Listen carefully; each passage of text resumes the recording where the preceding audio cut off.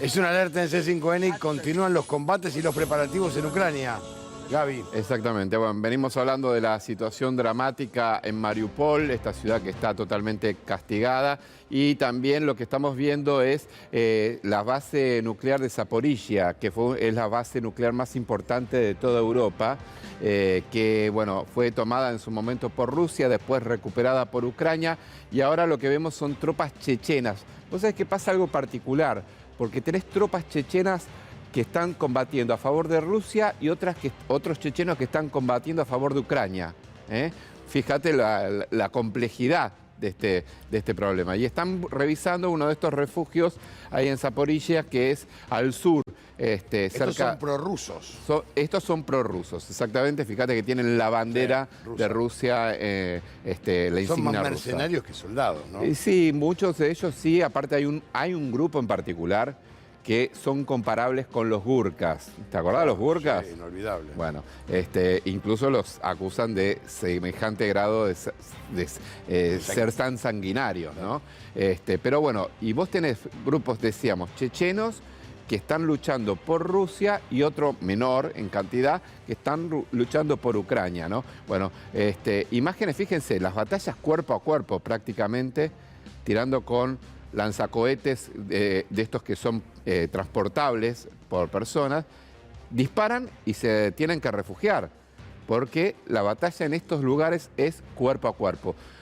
Hace unas horas se conoció una nota que le hizo la cadena Al Jazeera a uno de los jefes de los grupos Azov, de la milicia Azov, que forma parte del ejército ucraniano y que tienen una postura muy pro-nazi o muy neonazi, que ha combatido mucho ahí en Mariupol, y el líder de este grupo Azov decía que ellos no son nazis. Ahora ves, toda la digamos, representación en simbología, y es muy parecida a la simbología nazi. Mira, está Karen Marón, que está allí en Polonia, es corresponsal de guerra. Karen, ¿cómo te va? Aquí Gabriel Michi, mi nombre es Antonio Fernández Clemente de Saludamos.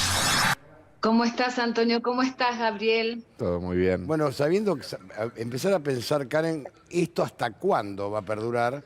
Porque en principio habría una suerte de acuerdo para, no sé, terminar, pero los ataques siguen.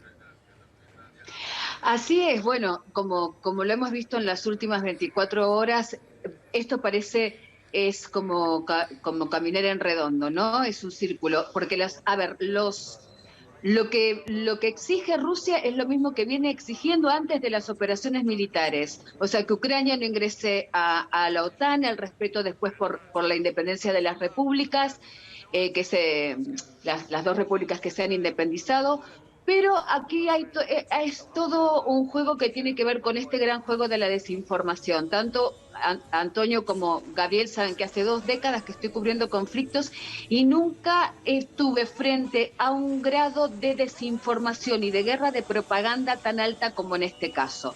Cuando hablamos de lo que está haciendo Rusia, está cumpliendo perfectamente con sus objetivos operacionales. En este caso, Mariupol. En Mariupol, el objetivo operacional es eliminar, estoy hablando desde lo militar, a 3.000 combatientes ucranianos. Muchos de ellos, ¿por qué Mariupol en específico? Porque allí es una de las sedes fundamentales del batallón Azov.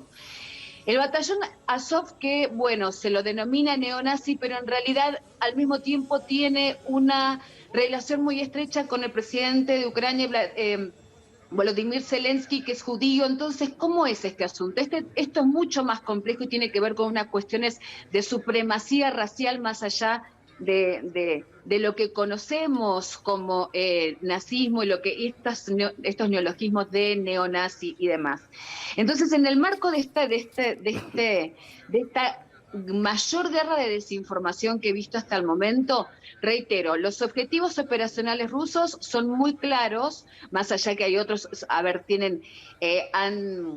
han desarrollado algo que se llama el engaño operacional. Claramente no van a decir, ningún ejército ni ningún ministerio de defensa va a decir claramente cuáles son sus objetivos militares. Pero hablando específicamente de Mariupol, uno de esos tiene que ver con el batallón Azov y otro porque operacionalmente es mucho más fácil para Rusia tener a Mariupol controlado, porque de allí llega, no tiene que pasar por Crimea pasando por el eje sur que tiene que ver con el Donbass. Claramente el objetivo es Donbass, se está cumpliendo. También en esta guerra de desinformación se habla que no cumplió el objetivo de tomar Kiev. Kiev está perfectamente cercada militarmente.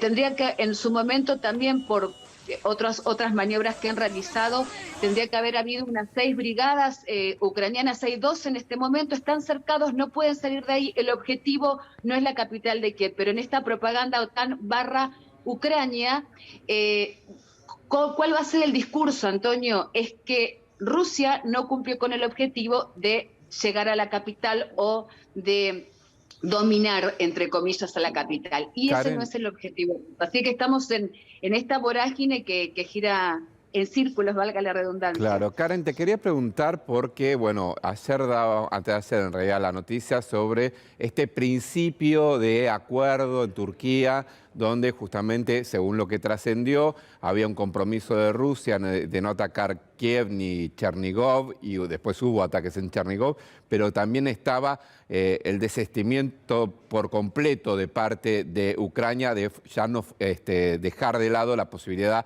de ingresar a la OTAN. ¿En qué quedó ese acuerdo? ¿Qué avances hay? ¿O fue todo una nebulosa que se generó? En realidad lo que se está extendiendo es en el tiempo, Gabriel, porque vos fíjate que como los objetivos también militares se están cumpliendo, los objetivos operacionales ucranianos, para decirlo entre comillas, es que se vaya ganando tiempo para que tengan efectos las sanciones, que en este caso no las están teniendo porque hoy sucedieron muchísimas, entre ayer y hoy en las últimas 48 horas, muchas medidas por parte de Rusia, que se vaya produciendo un desgaste, cuando en realidad la guerra de desgaste se está produciendo desde el lado ruso. Entonces hay objetivos, o por ejemplo la obtención o esta ayuda o este pedido permanente por parte de Zelensky de la intervención de la OTAN en forma abierta. Eso es imposible, lo sabemos desde el día 1, desde el día 0. Obviamente Ucrania no pertenece a la OTAN. Eso sí, con el regreso a esta zona, es claro, ya lo habíamos visto en el terreno, Gabriel, vos y yo en su momento, yo lo estoy viendo nuevamente. Obviamente el entrenamiento por parte de la OTAN, la llegada por parte de armas y de otros suministros por parte de la OTAN es permanente. Se están encontrando en el terreno lanzagranadas de fabricación española. Y también el ingreso, y es muy interesante lo que está pasando aquí en la frontera, no solamente el ingreso, y sigo con la misma línea que tiene que ver con este tiempo que se toma en las negociaciones Ucrania, va extendiendo en el tiempo, y además debilitando esta imagen pública de Rusia, que es una de las estrategias fundamentales de esta guerra de desinformación. Se ve todos los días, absolutamente todos los días, reingresar a los refugiados que salieron hace 32, 30 días, 28, 25 o 20 días. Están reingresando, regresaron a Ucrania 325.000 refugiados, por lo menos desde esta frontera rusa. Y también siguen ingresando voluntarios. Pero una de las cosas que más allá de este tema a nivel de voluntarios y que fueron llamados el 4 de marzo hacia todas partes del mundo, también no solamente el batallón Azov, sino el batallón Centuria y otros grupos militares de civiles que se han conformado, de defensa del territorio, están rechazando, y esto me parece parte de esta aberración que estoy viendo en este conflicto.